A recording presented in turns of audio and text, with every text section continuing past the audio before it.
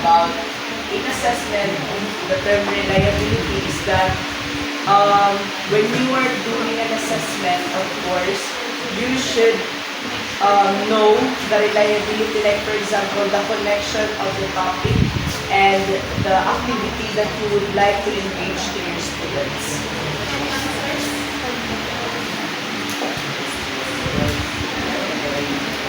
So, thank you, Kelly. So, reliability or precision. Reliability is defined as the extent to which an assessment yields consistent results about what is being assessed. Smith and Thompson 2020 state that reliability is the extent to which assessments produce stable and consistent results. It's used to estimate consistency and the amount of error in scores, ratings, and descriptions. So, ang reliability refers to the consistency of assessment results.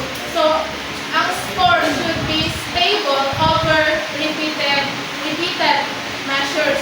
So, ang focus ng reliability is test result.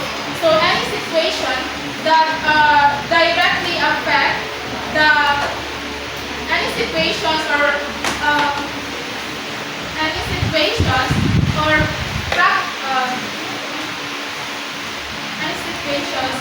practices that will directly affect the scoring or accuracy of the scores will directly affect the reliability. Nagets niyo ba? Yes, ma'am. Let me give you an example. Suppose Mrs. Calder is assessing her students' addition and subtraction skills. She decides to give the students a 20-point quiz to determine their skills. So Mrs. Calder examines the results but wants to be sure about the level of performance before deciding appropriate instruction. So she gives another quiz 2 days later on the same addition and subtraction skills. So why did Mrs. Calder did this? Like, bakit niya pinaulit yung, di ba nagbigay siya ng quiz, tapos pinaulit niya 2 days later. All the same addition and subtraction skills.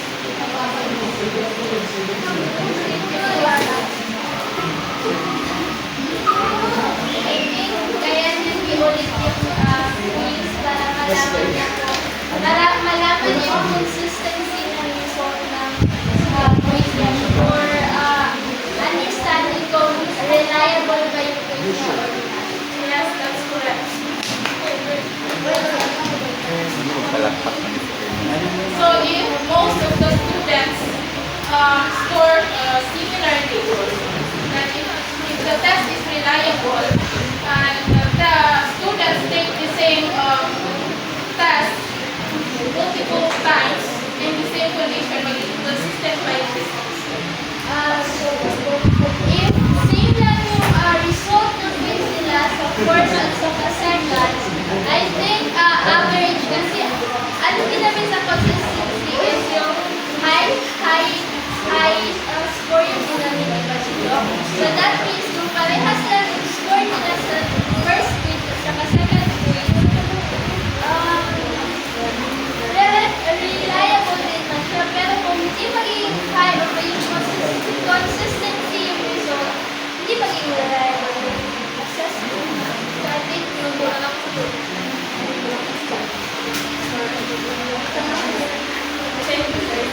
So the results for some of our students are as follows. Sa addition, anong napapansin niyo sa results sa nila sa addition?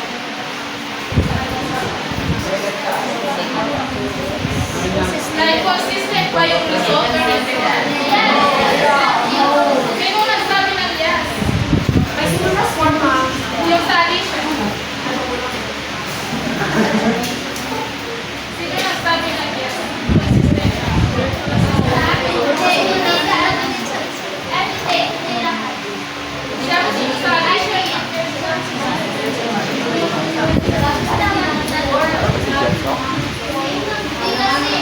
For me, consistent siya kasi mas madami yung bumaba.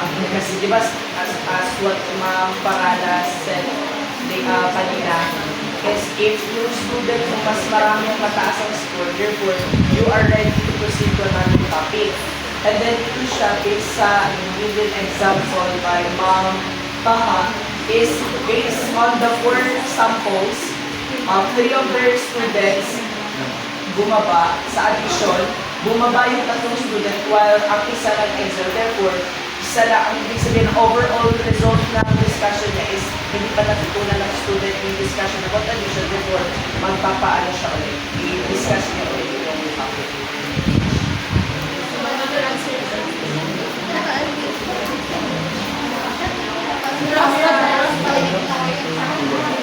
Sa addition side, consistent siya kay yung difference between quiz 1 and quiz 2 kay konti lang yung difference between the two.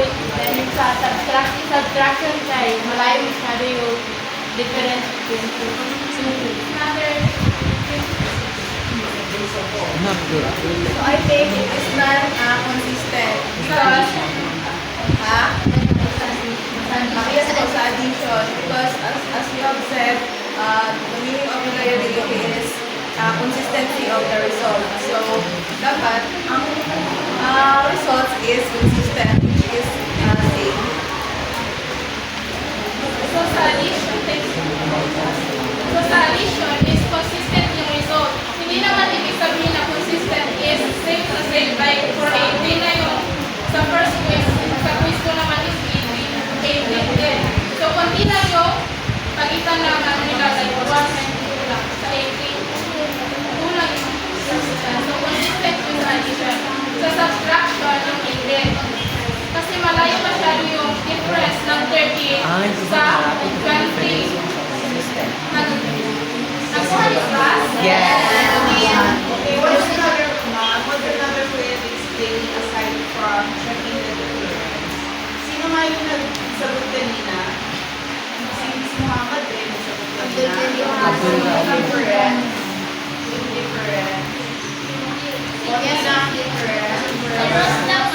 What's another way of explaining aside from, tama actually yung explaining it by checking the difference.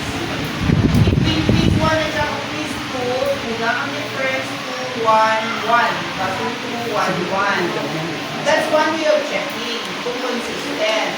What's another way of explaining consistency?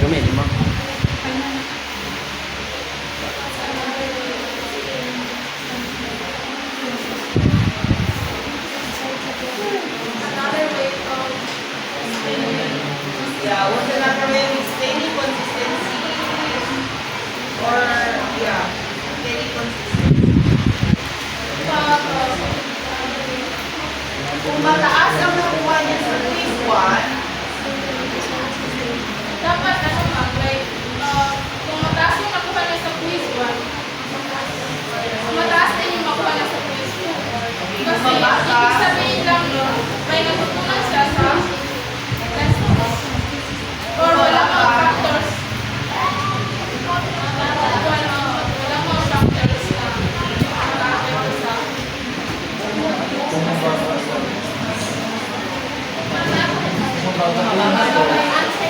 Ang result. So,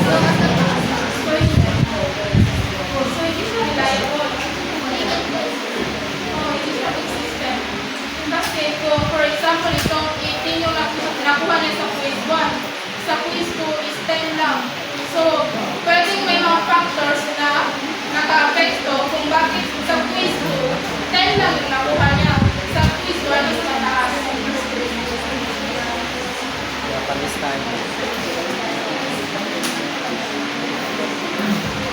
So whenever we assess something, we get an observed score or result. This observed score is the product of what the true or real knowledge, ability, or skill is, plus some degree of error. So the formula is observed score is equal to true score plus error. Yung observed score is yan yung nakuha natin na score.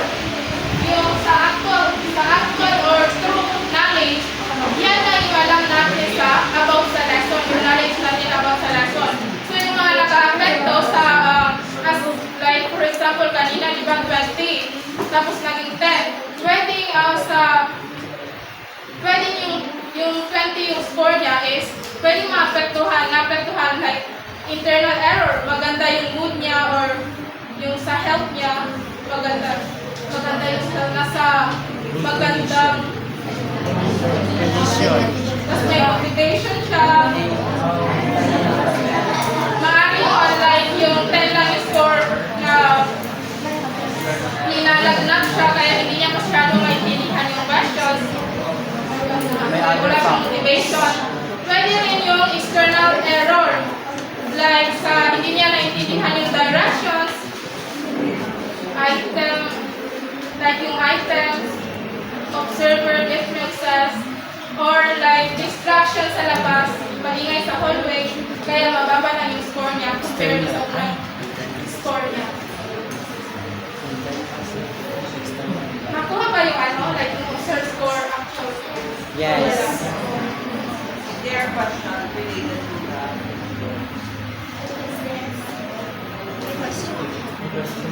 May question ba yun? Scanin mo. Is there anything there na possible source of error na kayang kontrolin ng teacher? Yes po. Yung sa like yung sa, for example, yung item is mahirap intindihin yung question. So, mag-control ng teacher, pwede niyang i-remove or i-paraphrase yung questions. Tapos i-question niya ulit pagka-mistake. So, may example pa ako.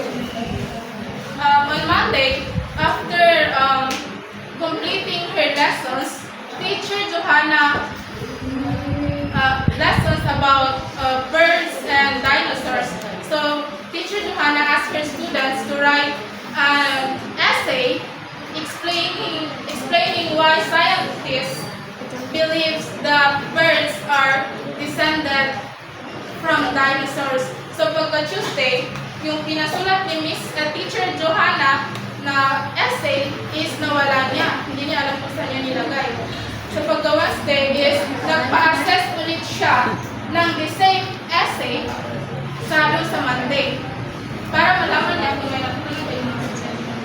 So, pagka Thursday, nahanap ulit ni Teacher Johanna yung essay na pinagawa niya noong Lunes. So, pagka Friday, she scored both of the essays. So, napansin niya na yung mga students, yung mga essay ng students, may mga napansin niya na may yung mga students na excellent yung sinulat na essay sa Monday is mababa na yung performance sa Wednesday. So yung mga mababa naman yung performance no Monday is mataas na yung performance no Wednesday. So saan kaya sa dalawa yung result na gagamitin ni Teacher Johanna? Yung last. So very tricky questions, right? Hindi natin alam kung saan doon yung accurate. Kaya when attend lecture, when a teacher assess the students' learning and knowledge, dapat confident siya na yung result is consistent pa rin regardless kung Monday niya ba pinagawa or sa Wednesday niya ba pinagawa. Dapat consistent pa rin yung results.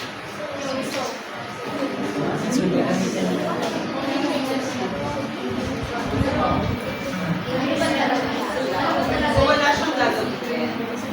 Ano yung gagamitin niya between the two? Wala, kasi like ipaulit niya ulit. Kasi may mga, wait lang. Wait, explain ko na so. Any single assessment instrument will rarely yield exactly the same results for the same student on two different occasions, even if the knowledge or ability being assessed remains the same.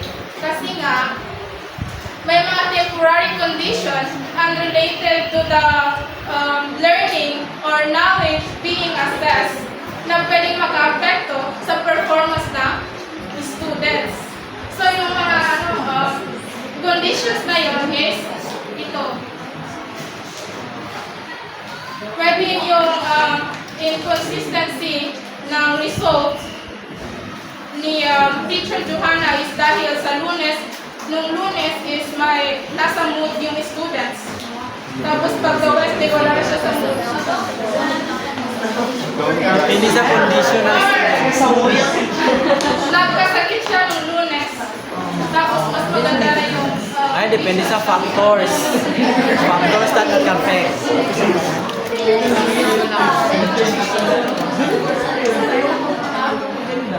Ano yan, nervous?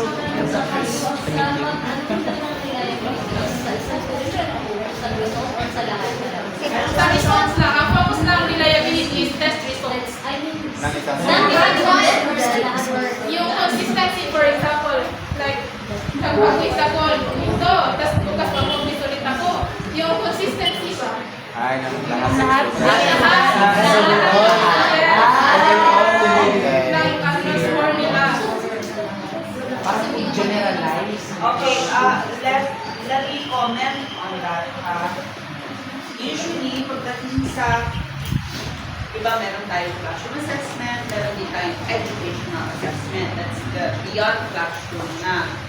Sa research, ginagamit nila itong reliability para tulad sa test, retest, reliability, equivalent forms, like two equivalent tests. The same content, similar pala ang content, like kung algebra din ito, although not necessarily the same yung questions. Basta similar, pareho sila ng pinanggagalingan ng table of specifications. Ngayon, pagdating sa classroom assessment, itong reliability na sinasabi natin, it's actually consistency of your score. Kahit na sino pang nag-score niyan, kahit kailan mo pa i-take ang test, sa morning or sa gabi, pareho pa rin dapat ang makukuha mo ng score. Sa Monday man o sa Friday, parehong score pa rin dapat ang makukuha mo. So, dun sa sinabi na consistency ng lahat, actually, pagdating sa classroom assessment, it's consistency of individual scores. Tandaan ninyo yan ha, consistency of individual scores ito. Ano ibig sabihin nun? Kapag i-take ulit ni Cedric, okay, sorry, Cedric. Okay, pag i-take ulit ni Cedric, yung midterm exam, granted na hindi siya nag-review ha, like hindi niya na-review yung test, tinake niya ulit ngayon. Pareho kaya ang score? Hindi ko pala naibabalik, no? Pareho kaya ang score. So kung pareho, ibig sabihin consistent. Kung naman ang score niya ay 80, tapos nung nire-take niya ang score niya ay 60, medyo problematic ang consistency. Alright? May source of error, ibig sabihin. So ano-ano na nga yung possible sources of error? Internal and external. Okay, internal and external. Ano na nga yung internal?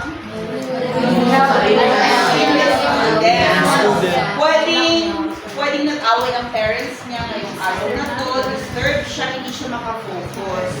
Na-try nyo na yun, mag-exam kayo tapos emotionally, hindi kayo Ginalag na. Alright.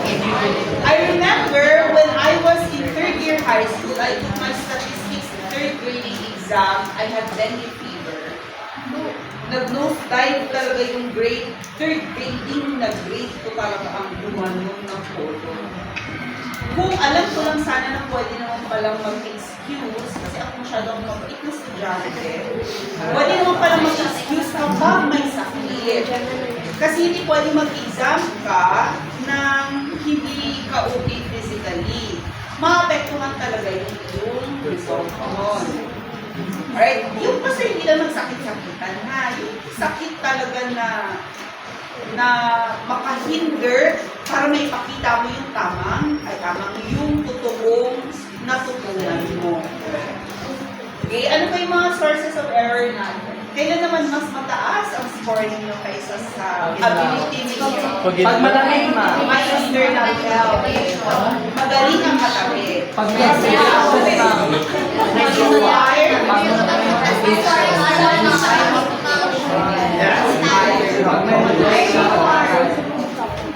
Okay, sige, may Question ko naman, for example, may system ko rin ba siya guys? For example, 80 yung first exam, tapos 75 yung score yung next. Consistent ko ba yun?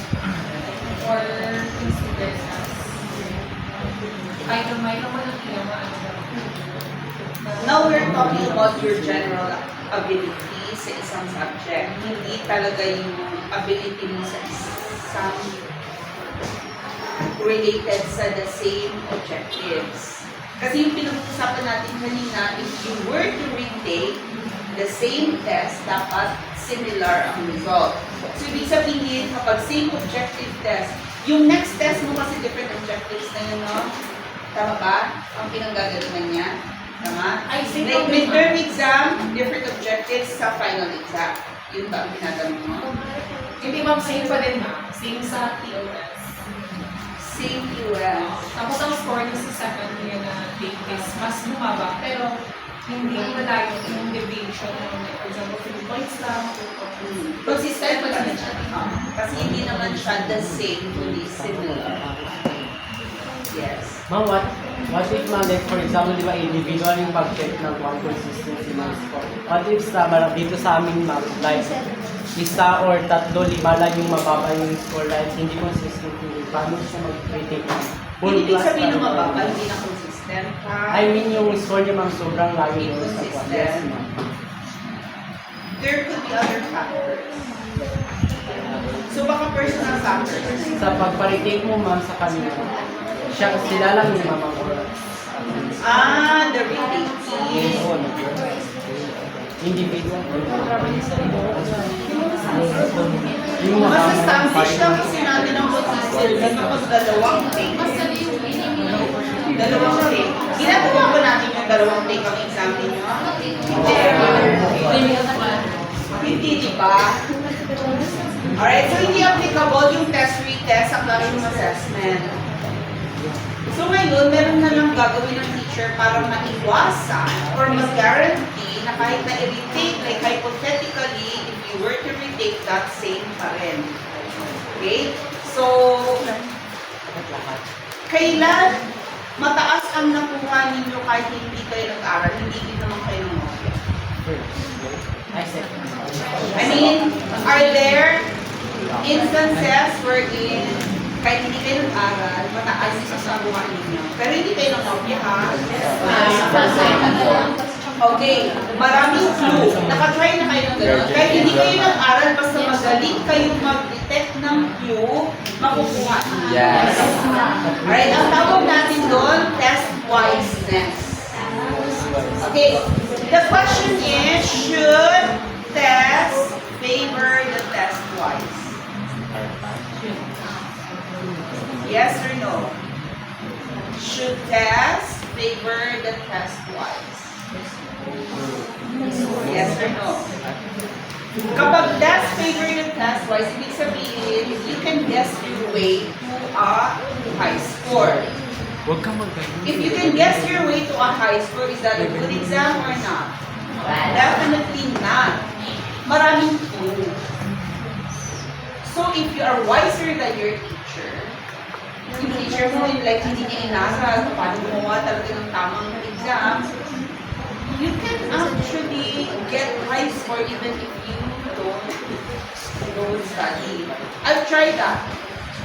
Minsan may clue doon sa pinakamahabang sagot, pinaka-nice sounding, diba? Na phrase, nice sounding phrase. Merong naulit na word, kapag hindi careful ang teacher, so yun ang mga titinan natin, yun yung mga dapat ma-develop ninyo na ability. Anyway, connected yan sa reliability. So there should be no clue para no source of error. Okay, so tandaan lang natin na when it comes to reliability, ma-minimize dapat ang, ano ma-minimize?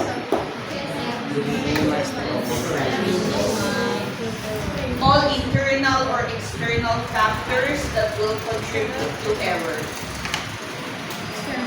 Okay. So, ma'am, can you have your question now?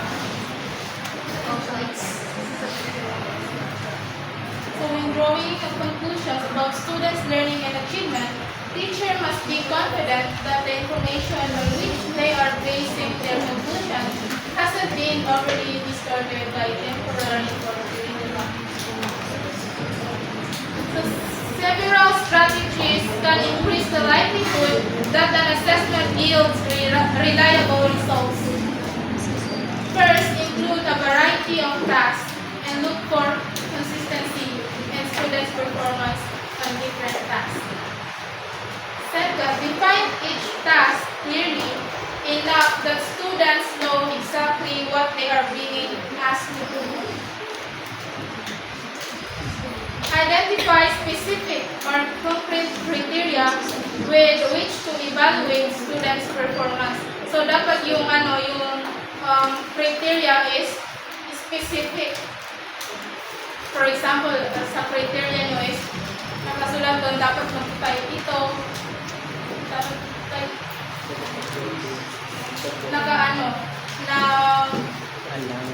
na state doon sa criteria yung dapat na siya. Try not to let expectations for students' performance influence judgments of actual performance. For example, si Jasmine is top 1 sa klase. Tapos, hindi nag-check ng teacher yung work niya kasi nag-assume na siya na si Jasmine is top 1, so yung work niya is excellent na yung tama na. So, hindi siya fair. Avoid assessing students' achievement when they are unlikely to give their best performance. For instance, when they are sick. Administer the assessment in similar ways and under similar conditions for all students. So dapat standardized yung assessment. So these are factors that increase yung reliability. High quality, well-aligned questions. Clear and uniform instructions for all students. Standard. Questions are aligned with learning objectives and from error or tricky wording. A test that includes sufficient number of items. So hindi siya like konting items lang. Testing is done in a controlled environment like same item, instructions, and materials for all students. Objective scoring, use of peer scoring guides. So dapat yung objective is hindi siya subjective. So these are the factors that increases the reliability. Short test with few items. To score poorly worded items. Subjective scoring without clear rubrics. Noisy or destructive testing conditions. Students' mood, health, or motivation. Ito na yung mga factors kanina sa internal and external factors. Unequal time limits or inconsistent directions.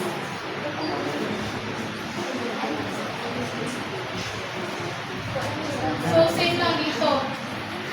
Clear guidelines and rubrics, number of the students, item difficulty. Do not use items that are too easy or too difficult. Moderately difficult. Then clear, constructed items reduce noise, while poorly worded items increase error. So objective versus subjective test. So yung objective example is multiple choice. So mas mag-increase yung mas makita mo yung reliability ng test. So yung essays, portfolios. Kasi pwedeng maging subjective yung scoring ng teachers sa yung essays. Pero pwede rin naman siya like yung rubrics ng essay is clear. Tapos makita yung ito.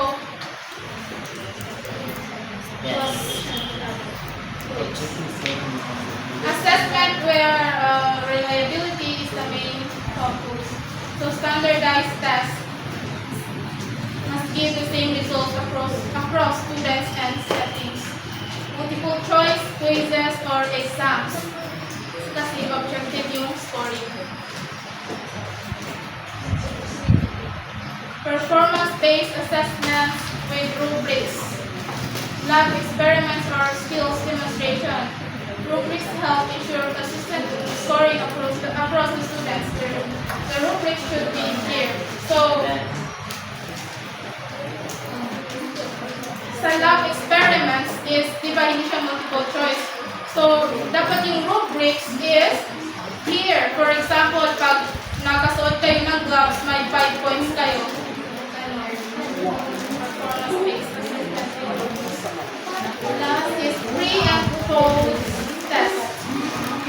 Reliability ensures fair comparison. So assessment where reliability is not the main focus. Essays and Okay, grade Julian, we don't need to discuss that. So, let's go back to the question. Ano ba yung importance ng reliability sa classroom assessment? para ma-ensure yung consistency ng results and accurately reflect the students through learning about the lesson. Okay, what would happen if there is a question in the reliability? Questions. I mean, questionable ang reliability ng scores. What would happen or what would be the effect? Like yung, ano nga yung question? Kanina, di ba, tinanong ko anong importance? And then you said, para ma-establish ang consistency and eventually accuracy ng, ano sabi mo kanina? It reflects accurate ability. Alright, so ano naman ngayon yung implication, consequence kapag may problem sa reliability ng score? Hindi consistent. Let's say, for example, your rubric is not clear. So, kailan ba ito ma-observe? Halimbawa lang, rinaduhan ko ang project mo. Rinaduhan din ng ibang teacher ang project. Magkaiba ng grado. Posible, no? Kailan nangyari yung magkaiba ang grado na ibibigay nila? Sa mga performance. Kailan nangyari? Same rubric man ang pasihan nila. Pero magkaiba sila ng grado na binigay sa estudyante. Individual Subjective na siya. So, hindi na siya. So, kailan maging subjective? Pag Kailan yung, maging reliable? magiging subjective siya pag yung, di ba dalawa yung nag-score. So, yung isa is, ginag-grade lang niya ng 6, tapos yung isa 10. So, hindi na siya reliable. Siguro,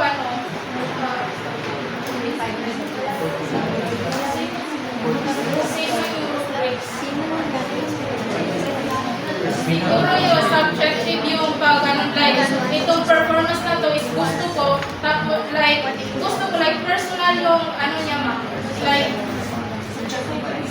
personal yung pag-score niya. Kahit the same yung rubrics is ginamitan niya ang personal.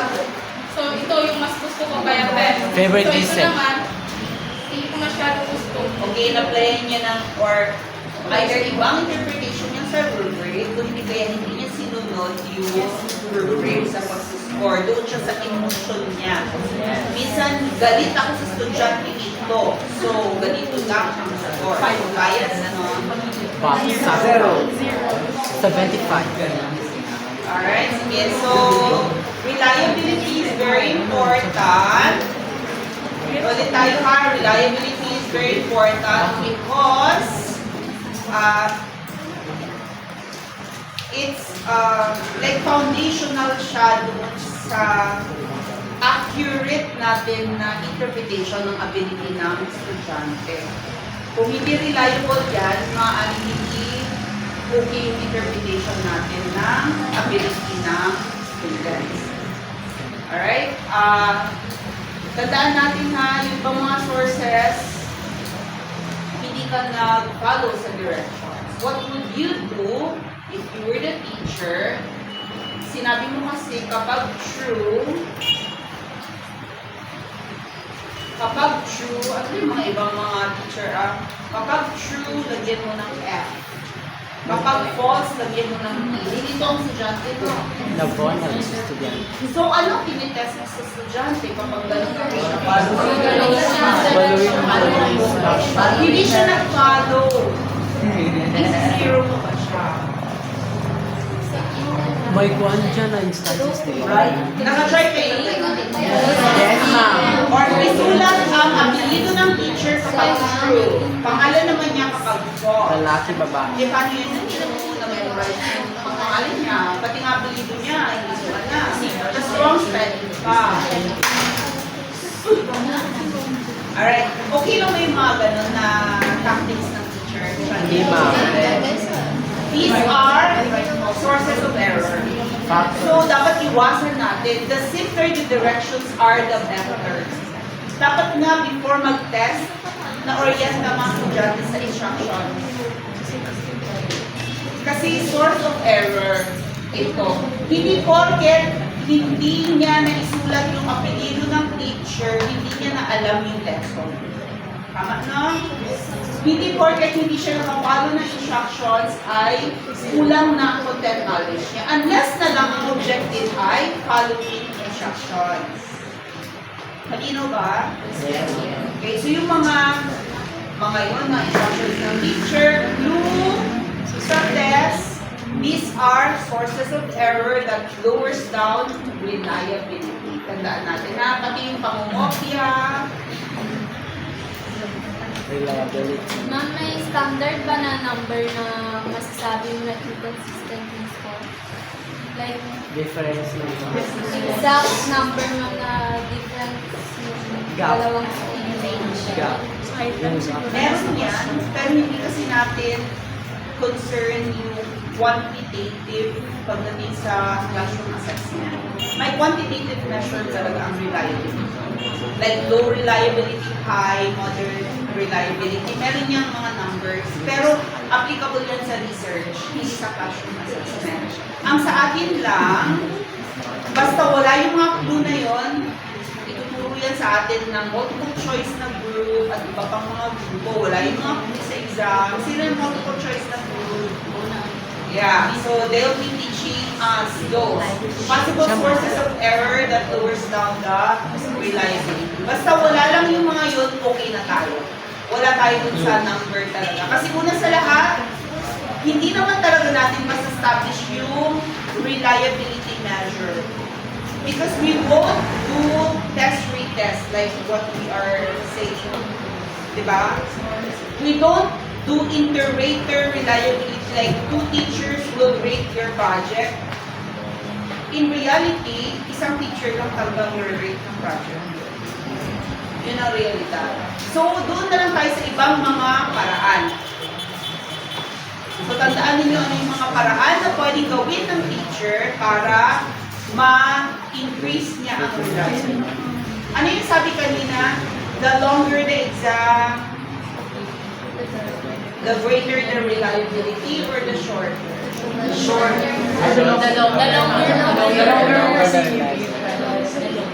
Hindi rin talaga siya the longer kasi kapag naman pagod na kayo, di ba? Naka-try na kayo ng gano'n? Yes, ma'am. Para tayo. Sa AC, ma'am. Sa AP na sabi. Pati di ba yung mga agree, disagree, yung mga gano'n na pinasasagutan sa iyo kapag masyado ng mahaba? The life and works of Rizal.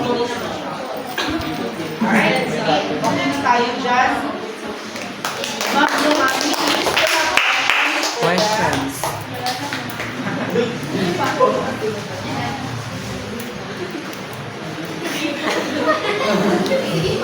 Question agad. Basahin niyo. Wait lang.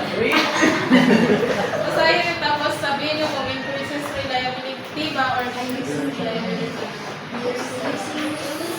Using clear and consistent instructions for